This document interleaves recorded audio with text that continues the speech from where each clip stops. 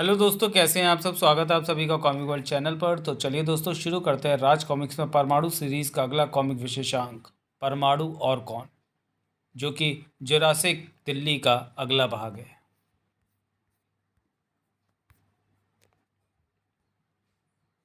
इंसान में कभी कभी ऐसी अद्भुत क्षमताएं जन्म लेती हैं कि इंसान अपनी मौजूदा क्षमताओं के बारे में फिर से सोचने पर विवश हो जाता है। इंस्पेक्टर विनय, विदेशी वैज्ञानिकों का एक दल मई विहार फेज़ 3 के फ्लैट नंबर 207 में पहुंच रहा है। उनकी सुरक्षा का कार्य तुम्हें दिया जा रहा है।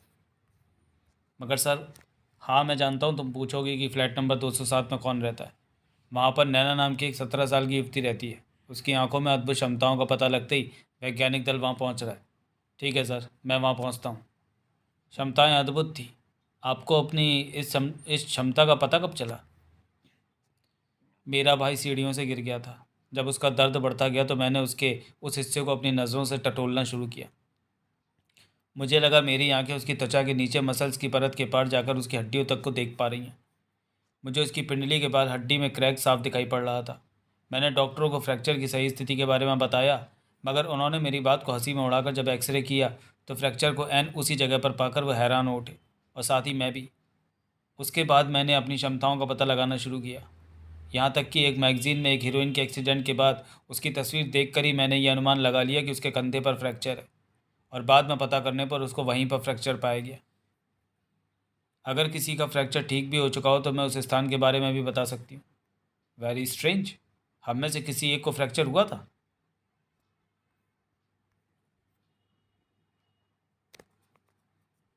और वो आप है मिस्टर स्मिथ। आपको यहाँ इस रिस्ट पर फ्रैक्चर हुआ था। एग्जैक्ट यहीं पर हुआ था। क्या आप बता सकते हैं कि इंस्पेक्टर विनय ने सुबह नाश्ता किया है या नहीं? इनका पेट बिल्कुल खाली है सर। हाँ, मुझे यहाँ आपकी सुरक्षा का दायित्व एकदम सुबह ही सौंप दिया गया था। गुड, इसमें कोई शक नहीं। तुम्हारी यहाँ क्या एक्सरे मशीन है मिस नैना? तुम चाहो तो बिना एक्सरे मशीन के ही लोगों के एक्सरे करने का धंधा शुरू कर सकती हो। मैं जानती हूँ ये मजाक है, मगर प्रॉबोट जानता था कि यह घटना मजाक नहीं है। Inspector Vinay, it's emergency. Palam airport पर एक घरेलू उड़ान संकट में है, और वहाँ पर पुलिस की नहीं, परमाणु की क्षमताओं की आवश्यकता है। तो परमाणु हाजिर है प्रॉबोट, मगर संकट क्या है? क्या हाईजैकिंग, या फिर से किसी डायनासोर प्राणी का हमला? पूर्व कॉमिक जुरासिक दिल्ली में आपने पढ़ा कि दिल्ली की सड़कों पर उस समय दिखाई पड़े करोड़ों वर्षों पूर्व विलुप्त हो चुके डायनासोर। दिल्ली के नागरिक हैरान थे, परमाणु परेशान। इन इन भूखे खूनी डायनासोरस का अंत आवश्यक है। परमाणु जितना उनको रोक रहा था उतना ही वो बढ़ते जा रहे थे। ये जितना बढ़ेंगे, इनको समाप्त करने की मेरी जिम्मेदारी भी उतनी ही बढ़ेगी। दिल्ली खतरे में थी और उस खतरे से दिल्ली को एक ही शख्स बचा सकता था, परमाणु। अब आगे क्या होता है प्रस्तुत कॉमिक में पढ़ें। इस बार जो संकट था वो परमाणु की आंखों के सामने था। ये उतनी ही अद्भुत घटना है जितनी मैं नैना नाम की उस 17 साल की युवती की आंखों में देख कर आ रहा हूँ। बाहर कोई मकड़ी नज़र तो नहीं आ रही। कमाल है, पूरे विमान को जाली से ढक दिया। किसने किया ये सब? विमान के पायलट से संबंध स्थापित नहीं हो पा रहा। मकड़ी के जालों को काटकर अंदर जाएं तो कैसे? विमान का दरवाज़ा तो अंदर से बंद है। परमाणु आ गया। जहाँ पर हर और भ्रम की स्थिति हो, वहाँ पर ज़्यादा सोचने की नहीं, क्विक एक्शन की ज़रूरत होती है। भले ही कीमती चीज़ों का थोड़ा नुकसान भी करना पड़े, जैसे विमान की ये खिड़की। परमाणु विमान की खिड़की तोड़कर अंदर चला गया है। अब रहस्य सुलझ जाएगा, और शायद विमान का दरवाज़ा भी जल्दी खुल जाएगा। भीतर आते ही फिलहाल तो परमाणु की आंखें खुली रह गई थी। Cheater cheater cheater. दूर हट शैतान, दूर हट। कुचल डालो इनको, किल दैम। हाँ, वरना ये हमें मार देंगी। इतनी विशालकाय मकड़ियाँ विमान में कहाँ से आ गई? अब हमें कौन बचाएगा? परमाणु। और कौन? वो देख, परमाणु आ गया। परमाणु बचाओ हमें। फचाक चिटर। ये इतनी ज़्यादा है कि परमाणु भी बचा पाएगा या नहीं? बचाने की कोशिश तो करेगा। यह स्थान चारों ओर से बंद है। यहाँ पर अगर मैं परमाणु रेस का प्रयोग करूँगा तो इसके विकिरण व तेज ऊष्मा का प्रभाव यात्रियों पर पड़ेगा। उनकी खाल झुलस सकती है। स्थिति गंभीर है। सबसे पहले तो मुझे इसका निकास द्वार खोल देना चाहिए, ताकि यात्री किसी प्रकार यहाँ से बाहर जा सके। परमाणु ने दरवाज़ा खोल दिया है। किसी तरह से वहाँ से बाहर निकलना होगा। बचने की केवल यही एक सूरत है। निकलो बाहर। बाहर पुलिस तुम्हारी इन मकड़ियों से रक्षा के लिए मौजूद है। जालों को जलाकर ही अंदर जाने का मार्ग प्रशस्त किया जा सकता है। ओह नो, अंदर मत जाना। हम इन मकड़ियों को गोली से उड़ा सकते हैं, पर यात्रियों को बचाकर। चिंग चिंग, जला दो इनको। परमाणु कॉकपिट के निकट था। अंदर पायलट भी सुरक्षित नहीं होंगे। सब कुछ असुरक्षित था, शायद खुद परमाणु भी। कौन हो तुम? ये इस धरती का प्राणी तो नहीं हो सकता। इसकी छाती पर मकड़ी का चित्र अंकित है। विमान में फैली मकड़ियों से इसका संबंध होना चाहिए। नरक का प्राणी धरती पर? इसने कॉकपिट में मौजूद पायलटों को ख़त्म कर डाला है। अब ये शायद मुझे समझने की कोशिश कर रहा है, और मैं इसे। दिल्ली में डायनासोर प्राणियों के हमले के बाद एक और विचित्र प्राणी का हमला। यह मकड़ा शक्तियों से लैस लगता है। उफ! इसकी छाती पर अंकित मकड़ी का चित्र एकाएक सक्रिय हो गया। या तो ये कोई डिवाइस यानी यंत्र है, या फिर इसकी छाती पर पल रही कोई घातक मकड़ी जिसने मुझ पर स्पाइडरमैन के रेशों से प्रहार किया है। स्पाइडर वेब के रेशों से प्रहार किया है। ये राक्षस कौन है? उसने परमाणु के जालों में फंसा लिया है। मकड़ियाँ इसी ने छोड़ी होंगी। भून डालो इसको। वो हम पर मकड़ियों का प्रहार कर रहा है। भीतर जो भी है वो बेहद खतरनाक है। उससे हमें कौन बचाएगा? उफ! आ! परमाणु और कौन? अरे पागल, परमाणु अंदर है तो फिर क्या डर है? हम तो यही सोचकर अंदर जा रहे थे। परमाणु खुद मुश्किल में था। गजब! सारी मकड़ियाँ इसके शरीर में समा रही हैं और मैं इसके वेब की तारों में उलझ कर रह गया हूँ। अपना हमला करने के बाद ये एक बार फिर मेरी प्रतिक्रिया जानने के लिए रुका हुआ है। मेरे खिलाफ इसका अगला कदम क्या होगा? जो भी होगा खतरनाक होगा। खतरनाक ही था, मुझे मालूम था। ये बहुत जल्दी कुछ ऐसे ही करेगा। मुझे मकड़ी के जालों में उलझाने के बाद इसने मुझ पर मकड़ियाँ फेंक दी हैं। ये मकड़ियाँ मेरे शरीर की दावत उड़ाने को तैयार है, पर इसने शारीरिक रूप से अभी तक मुझे टच नहीं किया। यह है क्या भला? उफ! मकड़ियाँ मेरा मांस नोचने लगी हैं। ये काफ़ी खतरनाक व मांसखोर है। ये मुझे पूरा चट कर जाएंगी। लघु आकार लेकर मैं इन हिंसक रक्त पिपासु मकड़ियों के दंश से तो बच सकता हूँ, मगर ये मकड़ियाँ मुझे इतने पर भी बख्शेंगी नहीं। ये मुझे सूंघकर मेरे लघु आकार को भी जकड़ कर चूस डालेंगी। फिर से अपने वास्तविक रूप में आकर यहाँ से मैं ट्रांसमिट होकर निकल सकता हूँ। मगर ये क्या? मेरा पूरा शरीर ट्रांसमिट नहीं हुआ। ट्रांसमिट होते समय स्थानांतरण के लिए मेरा शरीर अणुओं में टूट जाता है। मेरे शरीर के बहुत सारे अणु वहीं वेब के चिपचिपे रेशों में ही चिपके रह गए। मेरा उतना ही शरीर अनियंत्रित ट्रांसमिट हो गया है जितना मकड़ी के जाले से चिपका हुआ है। मुझे वापस वेब में ट्रांसमिट होना होगा, वरना मकड़ियाँ वेब में फंसे मेरे शेष शरीर को चूस जाएंगी। अब ये फिर से मुझ पर अटैक कर रही हैं। और हाँ, अब यहाँ मैं अपनी परमाणु ऊर्जा का प्रयोग कर सकता हूँ, क्योंकि सभी जीवित बचे यात्री बाहर जा चुके हैं और किसी के झुलसने या विकिरण का खतरा नहीं है। मेरे शरीर पर एस्बेस्टस की परत मुझे अपने विकिरण और तीव्र ऊष्मा से बचाती है। इसलिए अब मैं यहाँ पर इन परमाणु छलनों की इतनी गर्मी पैदा कर दूंगा कि ये मकड़ियाँ जलकर भस्म होने लगेंगी, और साथ में वो जाला भी जिसमें मैं फंसा हूँ। इसने मेरे दमखम को परख लिया है। अब ज़रा मैं भी इसके दमखम को परख लूँ। चिटर था। मेरा घूंसा खाकर इसे ऐसा लगा जैसे तेज़ आंधी में टूटा कोई आवारा पत्ता इसे आ लगाओ। मेरा शरीर खुद इसके आगे एक सूखे पत्ते सा लग रहा है। अपने प्रहार का वजन बढ़ाना होगा। था। उसे कम से कम तने जितना मजबूत तो करना ही होगा। चिटर। मेरी ठोकरों का भी इस पर कोई खास प्रभाव नहीं पड़ा, पर यह खफा होकर फिर से मुझे जालों में फंसाने की चेष्टा कर रहा है। चिटर। कर बेटे, कर कोशिश। तेरी हर कोशिश का जवाब दूंगा। परमाणु छलनों का तुझ पर असर ज़रूर होगा। ये जिस्म को झुलसाने की शक्ति रखते हैं। पता नहीं किस मिट्टी का बना है इसका शरीर। परमाणु छलनों की ऊष्मा उसकी शारीरिक कोशिकाओं को भस्म तो कर रही है, मगर साथ ही साथ नई कोशिकाएं तुरंत बढ़ती जा रही हैं। मुझे लगता है इसको मारे बिना काम नहीं चलेगा, और ये काम मुझे यहीं पर करना होगा, क्योंकि ये शैतान बाहर निकला तो न जाने कितनी मकड़ियाँ छोड़कर कैसी आफत खड़ी कर दे। था। मुझे कुछ समझ में आ रहा है कि इसकी ताकत मकड़ियाँ और जाले हैं। मुझे लगता है कि इसके शरीर से निकली मकड़ियाँ इंसानों को खाकर जब वापस इसके शरीर में जाती है तो इसे ऊर्जा प्रदान करती हैं। इसे ख़त्म करने के लिए इसकी मकड़ियों व जालों के स्रोत को नष्ट कर इसको शक्तिहीन करना होगा। मैं एटॉमिक रेडिएशन से ऐसा कर सकता हूँ, लेकिन जैसे ही मैं रेडिएशन को इसके शरीर के दूसरे हिस्से पर फोकस कर रहा हूँ, इसका पहला नष्ट हुआ हिस्सा पुनः अपनी पूर्ण अवस्था में लौट रहा है। स्क्रिश। इसका अर्थ ये हुआ कि मुझे रेडिएशन रेज उसी खास हिस्से पर फेंकनी होगी जहाँ से इसके पूरे शरीर को ऊर्जा मिल रही है, मगर वो हिस्सा इसके शरीर में कहाँ है? फ़िलहाल मुझे एक बात का तुरंत पता लगाना होगा, और उसके लिए मुझे एक नुकीली चीज़ चाहिए। हाँ, ये रही। ये नेल फाइलर मेरी मदद करेगा। अब मुझे सीधे प्रॉबोट के पास पहुँचना होगा। प्रॉबोट, उस शैतान पर नज़र रखना। वो आपकी आंखों से ओझल नहीं होना चाहिए। मैं तुरंत आपके पास पहुँच रहा हूँ, जल्दी। परमाणु, नेल फाइलर पर तुम इस शैतान का जो नमूना लाए थे, उसकी माइक्रोस्कोपिक जांच के बाद मुझे ये पता लग रहा है कि वास्तव में उस प्राणी के जिस्म में रक्त है ही नहीं। उसके शरीर में एक विशेष प्रकार का चिपचिपा फ्लूइड बह रहा है। कहीं ये वही फ्लूइड तो नहीं जिससे वो जालों का निर्माण करता है? हो सकता है। उसके इसी फ्लूइड में मुझे अजीब किस्म की लाखों करोड़ों जीवित कोशिकाएं बहती हुई दिखाई पड़ रही हैं। समझ में नहीं आ रही ये क्या है। मैं समझ गया, ये वो हज़ारों करोड़ों मकड़ियाँ हैं जो उसके शरीर में वास करती हैं और जिन्हें वो अपने शत्रुओं पर छोड़ता है। उसके शरीर से बाहर आने पर वे कोशिकाएं विशालकाय मकड़ियों में बदल जाती हैं।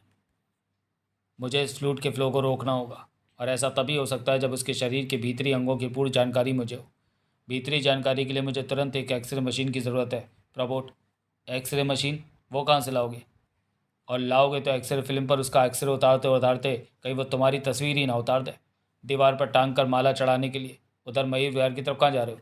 मेरी मंजिल उधर ही है प्रबोट, और वो है ये लड़की नैना।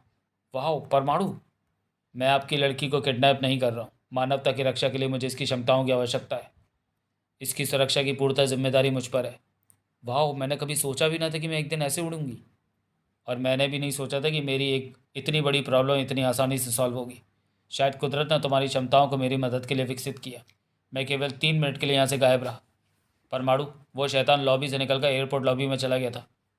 मैं भगदड़ देख कर समझ सकता हूँ, मगर अब मैं इसे नहीं छोड़ूंगा। नैना, मैं तुम्हें इसी शैतान के शरीर का एक्सरे करने के लिए यहाँ पर लाया हूँ। इसकी मौत अब तुम्हारी क्षमताओं पर निर्भर है। तुम्हें अपनी एक्सरे दृष्टि से यह पता लगाना है कि इसके शरीर में दिल कहाँ पर है। मैं ऐसा कर सकती हूँ परमाणु, इसका दिल इसके दाहिने कंधे के एकदम नीचे है। मगर तुम किस प्रकार पहचान रही हो कि वो दिल ही है? किसी भी जीवित प्राणी के भीतरी अंगों में धड़कन के कारण हिलता डुलता अंग केवल हार्ट ही होता है। बस मुझे अपना टारगेट मिल गया। यह तड़प रहा है, इसके शरीर का ऊर्जा से संपर्क टूट रहा है। ओह नो, अपनी सारी ऊर्जा अपनी छाती पर उपस्थित इस मकड़ी को देकर वो बन गया एक शक्तिशाली मकड़ा। वास्तव में ये एक मकड़ा ही है। ये मकड़ा कहाँ आया कहाँ से? अब परमाणु इसको कैसे ख़त्म करेगा? ये इस धरती का प्राणी तो लगता ही नहीं। क्रोधित मकड़ा उछलकर परमाणु को दबोचना चाहता है, मगर परमाणु उसके हाथ नहीं आ रहा। वो उसे छका रहा है। परमाणु उस पेट्रोल टैंकर की छत पर जा पहुंचा है। पीछे पीछे मकड़ा भी उसे पकड़ने के लिए उधर ही जा रहा है। परमाणु पेट्रोल टैंकर की छत से उड़ गया है। वो हमें फायर करने को कह रहा है। फायर फायर, चिंग चिंग चिंग चिंग चिंग। ये मौका हमें नहीं चूकना है। इतना सारा पेट्रोल, इतनी ढेर सारी आग, इतना भीषण धमाका, ये सब चीज़ें मिलकर मुझे निश्चिंत कर रही हैं कि शैतान भाग गया है। परमाणु, तुम्हारे बिना ये संभव नहीं था। संभव तो ये तुम्हारे बिना नहीं था नैना।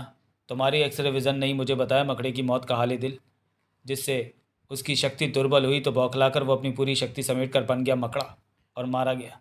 मगर मुझे उन यात्रियों की मौत का अफसोस रहेगा जो मकड़ा की हैवानी मकड़ियों का शिकार होकर मारे गए। अब तुम उस शख्स की मौत की प्रतीक्षा करो जो दिल्ली में हो रही इन हिंसक घटनाओं का जिम्मेदार है, क्योंकि ये सब घटनाएं कोई चमत्कारी घटनाएं नहीं हैं या खुद नहीं हो रही। इनके पीछे किसी की शैतानी सोच है, कोई शैतानी उद्देश्य है। देर सवेर वो उद्देश्य और वो अपराधी मेरे सामने ज़रूर। तुम्हारी दिलचस्पी मुझे तस्वीरें उतारने में इतनी उतनी नहीं लग रही जितनी दूसरे फोटोग्राफर्स और टीवी रिपोर्टर्स की लग रही है।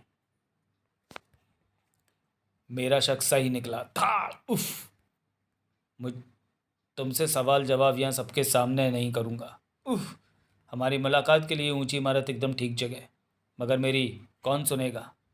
परमाणु और कौन? सुनूंगा, मगर अपने घूंसों की आवाज़ें। था उफ, सुनूंगा तुम्हारी चीखों की आवाज़ें। तुम्हारी गलतफहमी मुझे पीटने की वजह नहीं हो सकती परमाणु। कोई गलतफहमी नहीं है इतिहास। था उफ, दिल्ली में पहली बार डायनासोरों के दिखाई पड़ने और उनके हमलों के बाद ही मुझे समझ जाना चाहिए था कि तुम्हारी शरारत है। इस दुनिया में वो इकलौते इंसान तुम ही हो जो किसी भी ऐतिहासिक महत्व के प्राणी या स्थान को इस आधुनिक दुनिया के लोगों के समक्ष रूबरू कर सकते हो।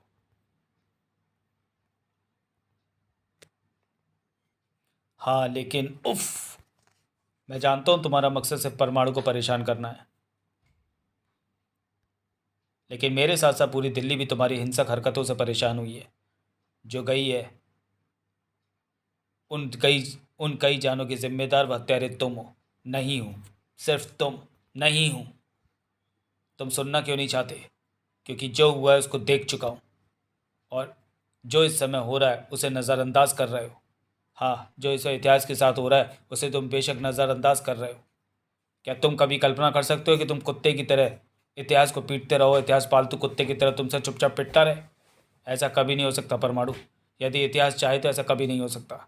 अगर मैं चाहूँ तो इसी समय इस शॉपिंग मॉल के इस फ्लोर पर एक डायनासोर पैदा करके अभी तुम्हारे छक्के छुड़ा दूँ। या तुमसे टकराने के लिए मिस्र की किसी प्राचीन मम्मी को उसकी संपूर्ण जादुई क्षमता के साथ लाकर यहाँ खड़ा कर दूँ। मगर यदि मैं ऐसा कर रहा हूँ तो उसके पीछे जो कारण है उसे तुम समझने की चेष्टा नहीं कर रहे। क्या चाहते हो? पिछले दिनों और अब दिल्ली की सड़कों पर मौत का जैसा तमाशा हुआ, मैं जानता था कि देर सवेर जब इन घटनाओं का कारण तलाश किया जाएगा तो एक नाम तुम्हारे दिमाग में ज़रूर गूंजेगा, यानी मेरा नाम, यानी इतिहास। जबकि इन घटनाओं में मेरा लेश मात्र भी हाथ नहीं रहा। मैं तो एयरपोर्ट वाली घटना में उस मकड़े को देखने और उसकी प्रवृत्ति जानने पहुंचा था कि वो क्या है, कहाँ से आया हो सकता है, और तुम इन सब घटनाओं में क्या सोच रहे हो। और इन सब प्रश्नों के उत्तर पाने के लिए टीवी पत्रकार बनकर पहुंचना ही सबसे कारगर तरीका था। यकीन मानो परमाणु, इन सब घटनाओं का रहस्य मैं खुद भी जानना चाहता हूँ। मुझे छोड़ दो, मैं इस रहस्य को जानने में तुम्हारी मदद कर सकता हूँ। इस घटना में तेरा हाथ भले ही ना हो इतिहास, मगर मैं तुझे छोड़ नहीं सकता, क्योंकि तू कानून का भगोड़ा मुजरिम है। तू मुझे नहीं छोड़ेगा तो क्या मैं तेरी इस कैद से छूटूंगा नहीं परमाणु। हा हा हा। थड़ ऊ थड़ उफ थड़ ऊ थड़ थड़।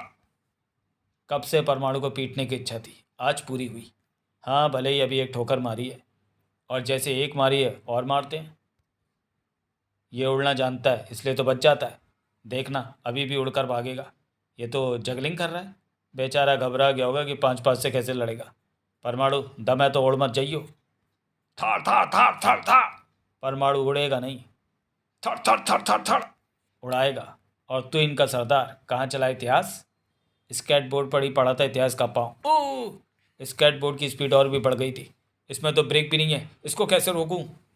अगर तू इसको नहीं रोकेगा तो ऐसा नहीं है कि ये रुकेगा नहीं, ये रुकेगा इतिहास, और इसे मैं रोकूंगा। ओ नो, मैं कहाँ जाकर रुकूंगा? ये तो ईश्वर ही जानता था।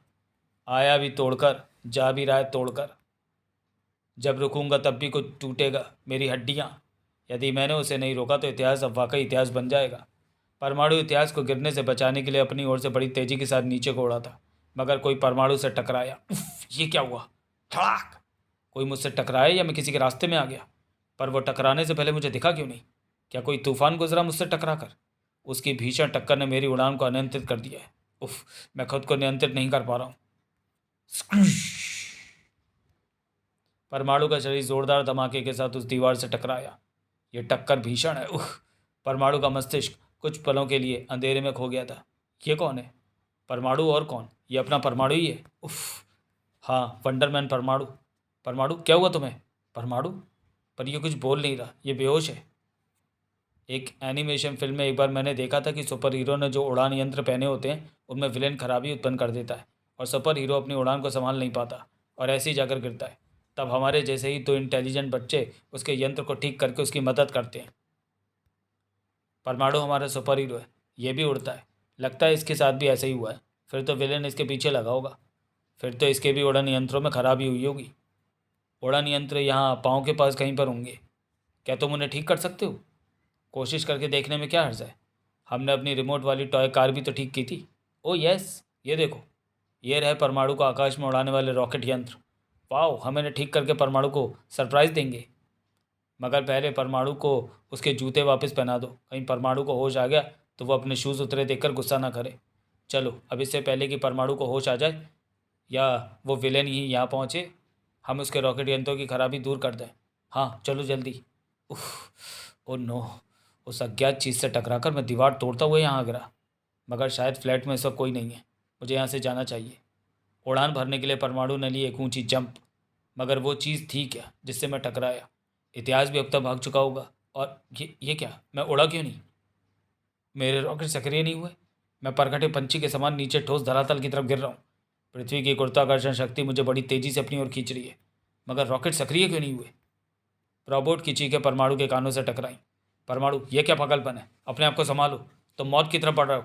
मैं कुछ नहीं कर सकता रोबोट, क्योंकि दीवार से टक्कर के कारण मेरा इलेक्ट्रॉनिक सिस्टम खराब हो गया है। मैं खुद को ट्रांसमिट भी नहीं कर पा रहा हूँ। दिल्ली को कई मुसीबत से बचाने वाला परमाणु को अब कौन बचाएगा? क्या थी वो गतिमान वस्तु जिससे टकराकर परमाणु अपने होश खो बैठा था? दिल्ली में घट रही रहस्यमय घटनाओं का क्या रहस्य था? इन सब प्रश्नों का उत्तर जानने के लिए पढ़ें अंतिम भाग, भीम परमाणु, समाप्त। तो चलिए दोस्तों, वीडियो को यहीं समाप्त करते हैं और मिलते हैं परमाणु सीरीज़ के अगले कॉमिक विशेषांक भीम परमाणु में। तब तक के लिए धन्यवाद।